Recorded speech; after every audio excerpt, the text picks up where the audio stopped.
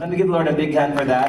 And bless with me, and I know that we are able to, we're gonna bless you through God's grace even more because kami nakapahuway may tugnaw kayo sa dahilayan. Wow! As in, no? Pildi ang bagyo sa summer. Okay, init man ang bagyo sa summer. Pero kato kay bugnaw ka yung tikungkung dyan kasi sa Sun Brothers, kay imagine ka. Hindi ako bagyo sa attic man, may attic dito. Kisamigot to niya. Natumikit pa ko, maraming dorm type dito niya. Natumikit ko na-assign sa window gyud sa kanang opening gyud. Kang grabiha gyud. Lahit na gyud ang hangin. Naghapak mo na ay mga pine trees, the smell of the pine trees, and also the horse manure, magsago siya. It's an amazing concoction of fragrances, no? It's like a grabe, no? Olfactory, kuan explosion, good, grabe kaayo. Can you relate to that, no? Nakatupad pa kagumot diha or sa man pine trees or horse. Anyway, inay mo tupad ka lalaki, di samot yung kagwapo. Ina, ha? Inay mo tupad, di gwapo kag samot. Inay mo tupad ka babae, you look more beautiful after the hugs. Wow. Ano ba ka nang Ginoo balik? So we are in our third talk for our series, More Than Enough. Kisay nakadawat og more than enough diri so far sa Ginoo, isang kabot more than enough na blessings. Tuog pa ka nang Ginoo balik. So today we are gonna have talk 3, and the title of talk 3 is this. We're gonna ask, who is God's manager? Tanaw na ako sa imong tupad. Wala lang, kung ipatanaw lang kami. Ready na kayo sila makatawan. Wala sa lang mo. Are you ready? Yes. Inaani ko, basta ningawan ko, tabian kay ko, no? Because I just really love this atmosphere, this energy here that you have in session 1. Amen? Let's pray in the name of the Father, and the Son, and the Holy Spirit. Amen. Together, please. Today I receive all of God's love for me. Today I open myself to the unbounded, limitless, overflowing abundance of God's universe. Today I open myself to God's blessings, healing and miracles. Today I open myself to God's word, so I become more like Jesus every day. Today I proclaim that I'm God's, proclaim it. I'm God's servant. I'm God's powerful champion. And because I am blessed, I am blessing the world in Jesus' name. Amen. Thy word is the lamp unto my feet and the light unto my path. Tanaway mong tupad kung pwede ba na ma-manager? Pwede kayo. Pwede. Tapulan na. Sorry. Pwede ka ayon. No? You have the potential. You have the potential to be a manager. Sa imong trabaho, no? Whatever. Pero karong adlaw, na ako'y balita ni hatag si Christian og good news and bad news. Karon, doble pa yung good news akong ihatag ninyo. Pumunta na ko, unsa man na bro? Ano na ba tayo? Unsa man na bro? Ay, please na kayo kung no. Nga naman, because today, we are being reminded that you and I have been promoted. Promoted to what? To be? Say accounting. Talk about the Lord. Can you connect the dots? I asked you about, we are promoted to become God's manager. Ano ba ka nag-inoon sa manager? You know, I've been recently in my feeds, because nitanaw mas ko, ni-like ko, I've been receiving or come up sa akong feed about celestial bodies, the solar system, ng mga distant stars and galaxies, and then ilang i-compare ang size. The size and the magnitude of the universe. Grabe, di ka nakadakubar na sa sisters. Ay, mga tao din ang tusok sila ay center sa universe. Dili yun. Gamay na yun. To be honest, ang ko nga bitaw, no, grabe yun kay ang Ginoo. Kaysa kadako sa universe. Sige ni kalibutan, not the earth, but the universe. Gamay na yun kay... What is your as in gamay ra jud kay ta. And yet the Lord has chosen you and I to be His beloved. Amen. Tumapa ka ng Ginoo. I don't know, but for me, that's very good news. Pwede na manguli after anak, pwede na manguli. Amen? Tell yourself, put your hand over yourself, I'm God's beloved. I am God's beloved Manager. manager. Di man kang ikay manager sa iyang universe? Ato ako na itong Mars. Ako na, unsa na mo diha, unsa na mo diha. Okay na mo diha, nagtutuyog pa mo? Ha? O ikaw, Quasar. Or ikaw mga kuan, black hole sa man. Ha? Ayaw kan ang malibutan ha? Papalayo-palayo. No? Maka-imagine ba taan ang magnana? Kada kani mga tao ato imanis lisod gani. Amen? But again, the message today is God has promoted you, each of us, to be His managers. So put your hand over your chest. Let's pray. Lord Jesus, Lord Jesus, you gotta give me the grace. Because on my own, it's on my own. I will never be able to do it. I will not be able to do it. I rely on you. I rely on In your name I pray. you. In your name I pray. Amen. Amen. Thy word is the lamp unto my feet and the light unto my path. Pagpapin mo naman ang Jesus. Pinaglingkod din mo naman, God will surprise you even more today. I know na surprise na mga manager na ita.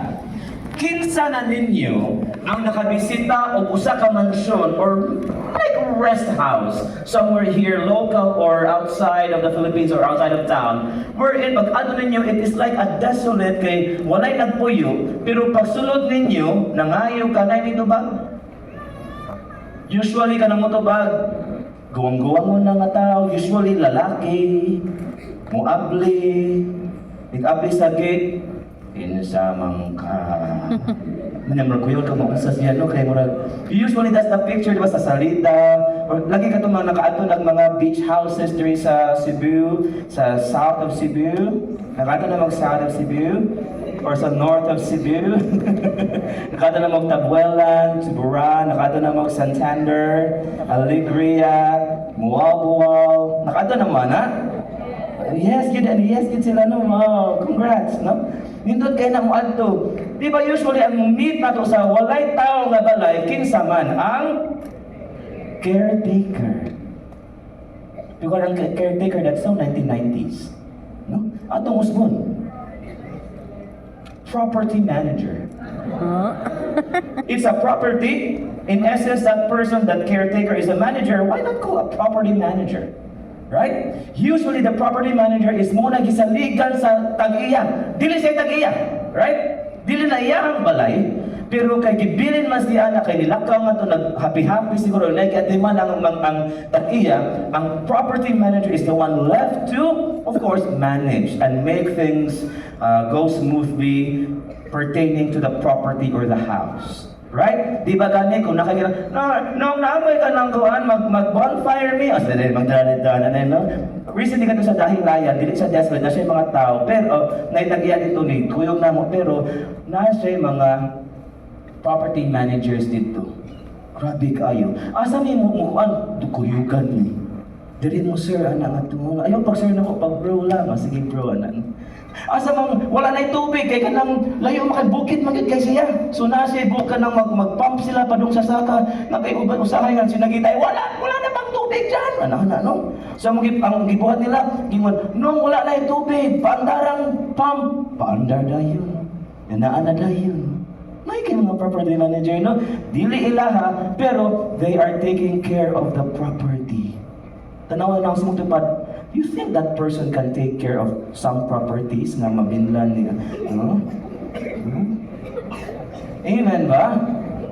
So kato nagkon mi nga on the second night kay mag-bonfire mi nga to ni mag-talk with Brother Alvin and the builders that do. So kiandaman mi ninduta sa bonfire sa tunga nagmura nitong circle me around it, nag-relax kami with the benches, and then ay, kung dito ka ng more bonfire na, dili na kami mo ni Dagko, di na kami mo nagbutagas, sila na, haya-haya ang kinabuhi. Nga naman na ay, property manager.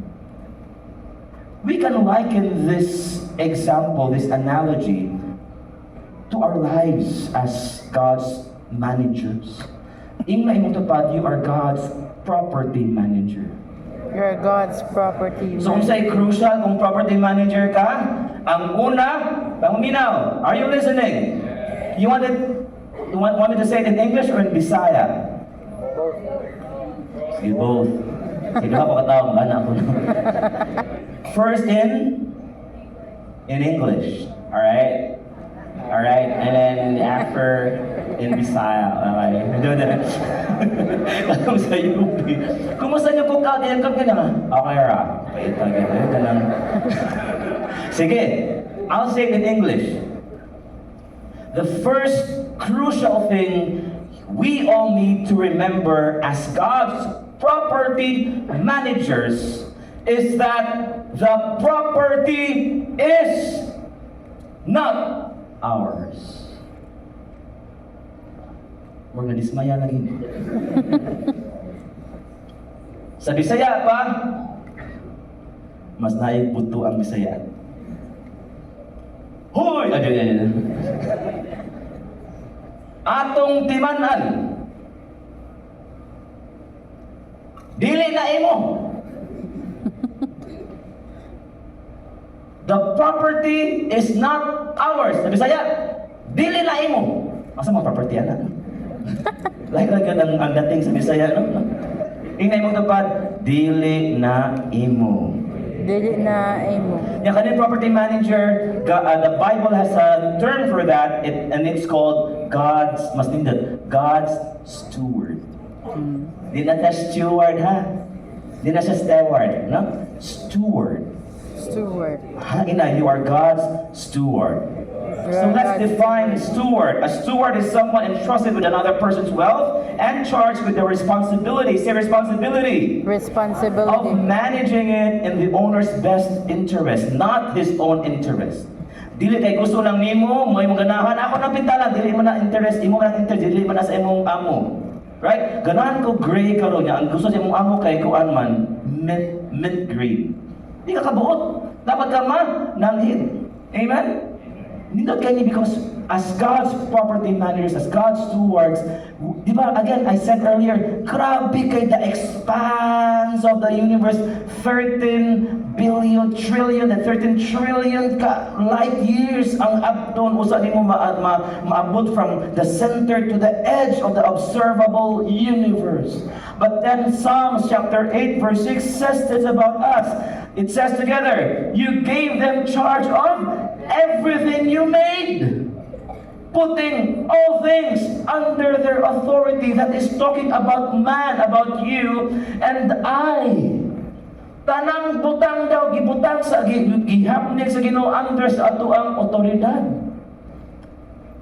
Di ka malisa nga na ini atubang nimo na imong tupad. Manager in tawag na. Amen. Di pa kay klaro ang naong. Kaya nakalimot pa naka-manager siya. Amen?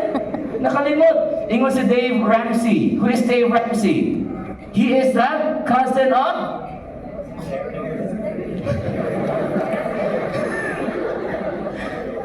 Ang ningong Derek, mga batanon. Ang ningong Elizabeth, di ba naman yung edad, ha? Nagpaila. Atong basahan ni Gingon ni Dave Ramsey, I don't know, but he said something very crucial and connected to our point for today. Together, he says, stewardship is managing God's blessings God's way for God's glory.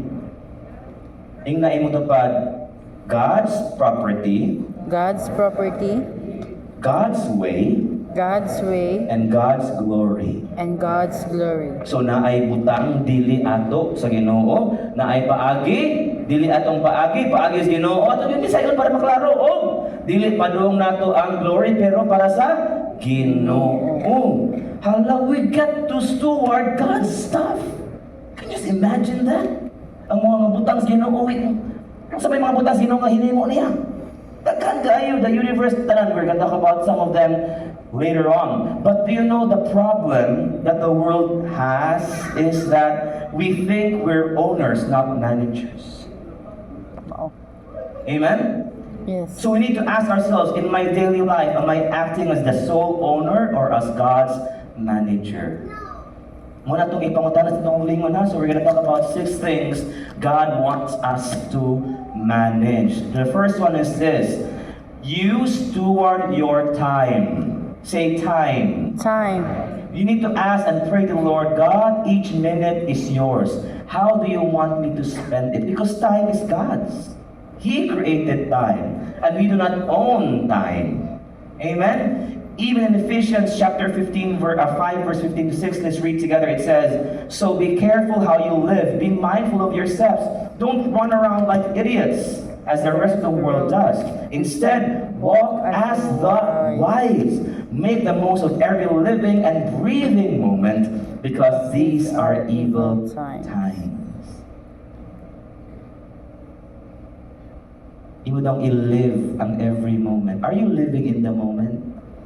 Yes. When you live in the present moment, because the present moment is actually the only thing that is sure to happen, and it's what atong makontrol in terms of the past, present, and future. Ang past man na magito. Kasi kung saan mo hilak diha, ay nung sakit siguro kayo mo nagian, wala na kayo mabuhat ato. It was perfectly imperfect. And then ang future, so saan mo imagine, hindi ka kaadto anak. Karon na juga na ay chance to breathe and live every single moment and create precious memories with your loved ones and with the Lord, because each moment belongs to God. Can you say that with me? Each moment belongs to God. Kung you hear you spend time in social media, isa kamot, let's be honest, isa kamot mag Facebook, Instagram, LinkedIn. I don't know why you're in LinkedIn for many hours. LinkedIn or whatever, no? Isa pa may mga na Telegram, isa pa no, whatever. TikTok, isa pa. TikTok, Vine, no? Gabi karaan ng Vine. Ha? Friendster. Mga karaan sila na dance din na kabot sila anak. So usually the survey says that we spend a total of every day 3 hours and 36 minutes in social media alone. And then we wondering anong kuwang kayang time. No? Let's ask ourselves, does He really want us to spend that amount of time in social media? 3 hours and 36 minutes. Grabe. Let's now go to the second thing ay pasteward ng Lord. He wants us to steward our talents. Kasi mga talented rin, isang ka mo talented. Wala na gamay na kayo. Mauni ay. Kasi mga talented rin, isang ka mo at mga talented. Makayo kay matug, makayo kay mukaon, makayo kay mo. Kasi mga talented rin, isang ka mo. Kanang mga makayo kay matug, you have a crucial role because there is a study on sleep. You can apply to sleep. And kay mga wires to study you while sleeping. You can create a very good breakthrough for humanity just by sleeping, right? Kasi mga hingaon diri. Ano wi? In 1 Peter chapter 4 verse 10 it says, each of you should use whatever gift you have received to serve others. Say serve others. As faithful stewards, there's the word again, stewards of God's grace in its various forms. Say various forms. Various Lain-lain talent. And stewards are servants always. Ang imong talent, kay mga may makanda diri isang namot. Maayo mo sayaw. Wow, yun, wala. Maayo mo lingkod, laminaw. Kasi hindi lang. Maugod na inyong talent. Ang question, kung i-apply ba ang nadunggan? Kasi maayo mo apply sa nadunggan, isang kamot. Ay, wala lang, grabe ha. Uy, joke mo, pero tinoon eh. So, lain-lain, ayaw ka kung ano, may siya mong kanta. Ayaw pa kung naunaan na. May mo sa kamuham.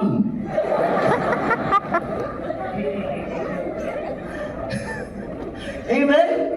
Ayaw ka bala ka nga may kay siya mo buhat sa iyang may siya mo pa mapatubog tanong diha ano ikaw man sad ka mo patay tanong so okay lang. For I don't know for what use. Amen? mo na ako, mo share ako personal, mo share ako point mo share ko personal. I really believe that the Lord has given me a particular talent, and that is not just, a lot of people say nga, maayo kay ko mo storya daw. Makastorya ko. Do you know what my talent really is? Ask me what? What? My talent is to, more than speaking, it is to convey the message and the content effectively so that people, the listeners, can get the message. Because frankly, makastorya man sa tantanan, di ba? Pero dili tanan na ay talent yun nga mo, ihanay tanan para even mga bata makasabot. Pero I believe because speaking and communication is actually a skill, it can be both a talent and a skill. So muna, how do I steward my talent? I share it to people. I share it here in the feast. And then because of that, I create trainings, I create workshops and events para ang katong dili lang enough para nila ang feast, makahatag ko sa information, makatabang ta sa ilang kinabuhi with my events and with my trainings. No? Kami, nagsugod ko last year, mga by September, sa nakadoon mo last year, no? Na Speak Like a Pro. You know what? I'm very, very proud of that training, that course. It is a 15-week course. And sa una, I had to, before I announced it, I had to battle with imposter syndrome. No? I may look put together, I may look, for me, I'd like to say, confident on stage. Madara na sa lihok-lihok ko, no? No, but usahay ko yawan ta. So I may look like I'm okay, but internally I was struggling, wrestling with myself. Sure na ba kung ako na ikon? And then I said, gihatag mo na ni Lord na ako. Ako nang gamiton. And not just that, I want to serve others by teaching them how to speak like pros. And yesterday, we were already in our 10th session. Wow. Hapit na mga ano, baka nagilapit na kita mga Lima na lang kuwang, and in the 14th session, we are gonna have an event, which I'm gonna announce later on, wherein you are gonna be blessed. Ito mo apila ng event. Again, I created the event again as my talent to create events. And because of that, I really believe you're gonna learn a lot from 8 more people who have stories na I know can really bless and add value sa inyong life. Are you excited for that? Yes. So again, I hope that when you see people like me, like Brother Noli, like the singers, like all the servants there, the camera people, the production team, doing their talent, making, shining in whatever thing that they are doing, even sa Misa Galina, sa si Father, as a Monsignor, he had a talent of speaking and being a servant of God. When you see people shining in their own stages, I hope you do not become envious. Instead, I hope you are inspired, and that will tell you they are giving you permission to shine as well. Na ikaw pud, if they can shine in their own stages, why not me? You have your own stage. Amen? This is my stage, not mine, but the Lord has given it to me. But in that niche ba, mo di ako ang talent. Ikaw pud, may kang muluto, may kang patuo bata, may kang pahilak o bata, may kang no? Imong talent gamitan na. Amen? Are you getting this? So God wants us to steward our talents. Ipag-grow siya. If you have a talent na bass ka, na mukanta, lahi mo ang bariton, basta pari ay. Di ba sabihin mo sa kamatenor ka, no? But if bass yung kala, palawmig maayo. Kung na mag-train ka mo, na mag-train ka, train mo yun. Na-train mo yun. Wala lang mo. No, it's so, human ear cannot hear it. But the elephants can. O, grabe ha? Ito pala.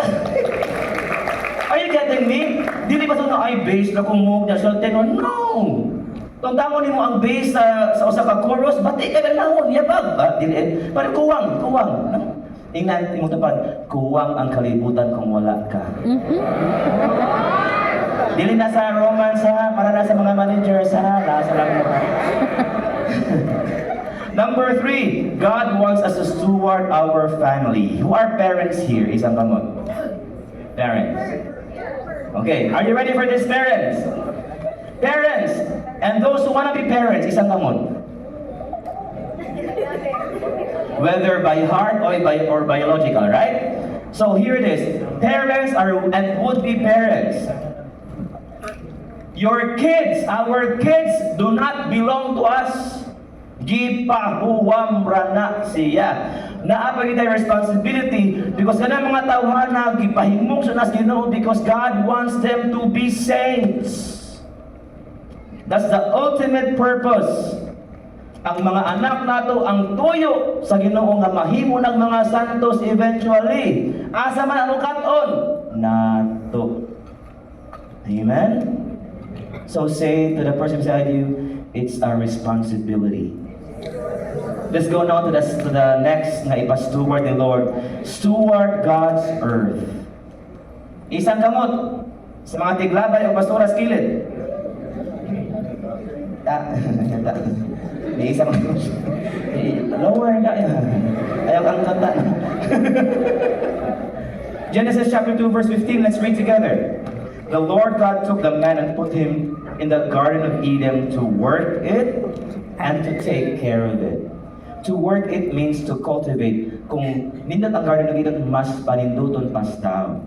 And to protect it. Amen? Nga anong i-protect man, kaya naamay, kiwa maginong nga na ay gusto mo, sulod para gubon.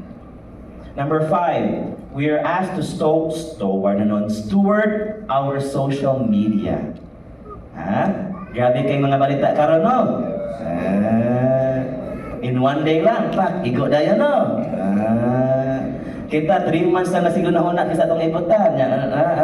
Grabe kayo, no? I don't wanna go to politics, pero aside from politics, na yung mga gabi-gani na lang na ay na-discuss siya. Grabe kayo ang atong media consumption niya, mga negative pag yung daghan kaayo. So how do we steward? Choose to put out good social media content. Amen? Kanang maka-inspire. Your FB, IG, X, and TikTok accounts are not yours. God is the owner gihapon. Who are you? You are His social media manager. Nga si Lord gihapon ang mabida na. Iyang ng account. Pila na followers sa iyang account? Through you. Wala, bahala na lang. It's not about the number of followers, right? It's about the quality of the content. Ask yourselves, Lord, will this post accomplish your purpose? Sa may mga nindot ng mga post karon? Wala nindot ng mga post karon? Wala na? Sa may uso karon? Mga memes? Mga memes? Lastly, God wants us to steward our wealth. O niya, bro, wala man ko'y wealth. Akala mo lang yan. Tinood na karong kutlo Wala dyan kay bandi. Nga naman? Nga naman? Padulong pa. Manager man ka. Usa man mong ino, Lord, usa mong i-manage, Lord. But kibaw po si Lord sa imong heart. Dapat po kaandang na mo manage. Amen? So instead of asking the Lord, Lord, what do I manage? Ask the Lord now. Kitang tanan, even me, ask the Lord, Lord, is my heart ready to manage your properties and the wealth na imong ihatag nako. God is not concerned with how much money you have, but how much money has you. Ingon to sa Matthew chapter 6, no one can serve 2 masters, for you will hate one and love the other. You will be devoted to one and despise the other. You cannot serve God and be enslaved to money.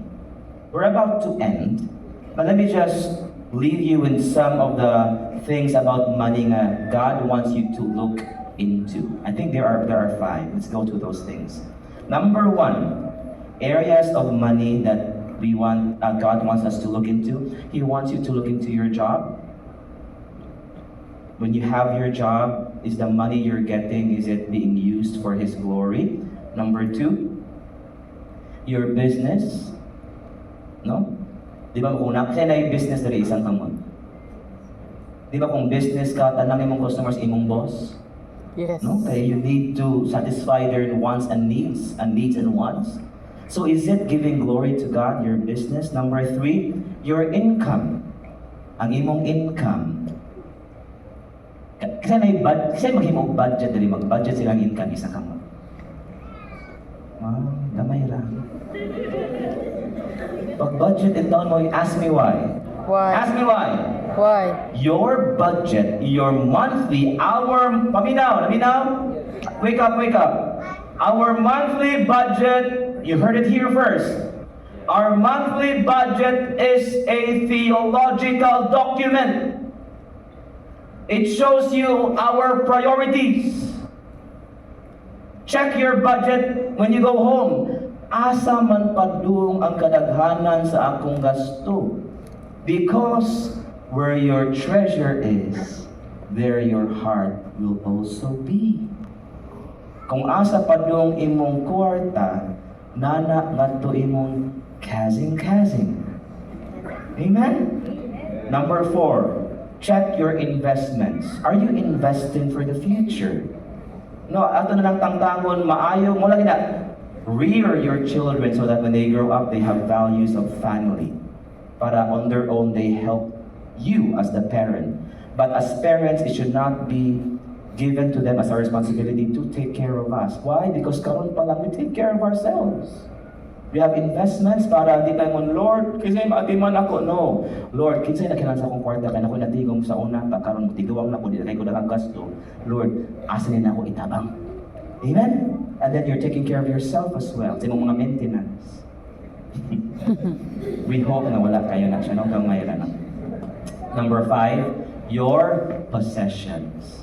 Whatever it is, your gadgets, your bags, shoes, whatever possession, material possessions you have. Ingon to, no? Ingon to see, the question is, are we using all these things to give glory to God? And ultimately, kay mga manager, bala sa itong manager man ta, ang pamutan na kasaligan ba ta? No? Hopefully, we are gonna be in the same state as the property manager katong sa katong the parable of the talents. Do you remember that? No? Ingon siya, no? Si Lord, iyang i-honor ang tayo siya, no? Well done, good and faithful servant. You have been faithful with a few things. I will put you in charge of many things. Because frankly, kung kamo, nga mo saling man mo tao, nga dili ka saligan. Nga imong tagaan nga, katuganing imong ipadrive, baang ka manggani, nga naa kay Mercedes dali nga, sa mong pa, ikaw nga naguba man. No? So, muna nga, daghanan ako baton karoon. Ano man, kasaligan manggod ka. Amen? Uban kapoy na kayo ko kapoy na. Maybe tanawa po kung dapat tangtangon, pero most likely ikay sige taghaan sa trabaho kay ikaw may kasaligan. Amen? Celebrate that. Let's all stand. Let's celebrate that, no? Building our finances, our businesses, no? And then we really kami doon magkona. Kung doon man yung imong asawa kay napod sa feast kay kami nga di pa yung siguro ready lang. Masinat pa siguro and then we ask the Lord, what do we need to do so that our hearts will be ready for your bigger blessing? But at the end of the day, the question is, are we accepting or are we acknowledging that all this time the Lord has been so faithful, the Lord has been blessing you, and the Lord has been so good to us? Amen? Has the Lord been good to you? Yes. Do you believe that? Yes. I know you have problems. Kami na may problema. Dagan kayo. As in. Pero, I hope sisters and brothers nga, mukat unta o salig sa tag-iya. Kay kaning tag-iya, siya may magbuot. Amen? Ready na mong worship sa tag-iya? Yes. Put your hand over your chest.